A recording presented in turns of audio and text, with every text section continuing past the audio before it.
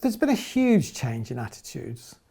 You know, you can get, when I talk to people of my generation who've been working in this field for, 30, 40 years, they can see the changes that have taken place.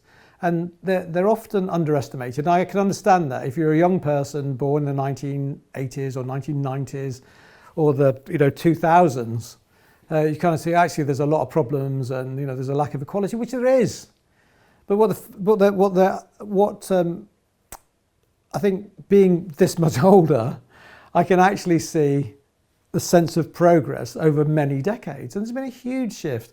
And the younger generations, and this has been a trend for 100 years now, each successive generation that enters the workplace is more inclusive than the previous generation. So the younger people entering the workplace today are more inclusive than the generation before them, and the generation tends to be measured in about 10 to 15 years. So relatively short periods of time. And we are becoming more inclusive, so that's been a really positive change.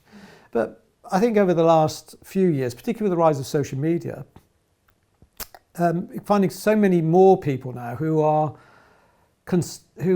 careful about expressing their criticisms about some of the diversity policies and initiatives that are introduced because of the kind of reaction that they get to them.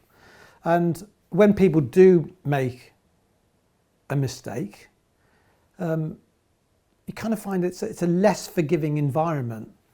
So people are criticised and in some instances they'll be expected to be hounded out of their jobs. And there are several examples where people have been hounded out of their jobs. You kind of think, well, they said something which somebody didn't like.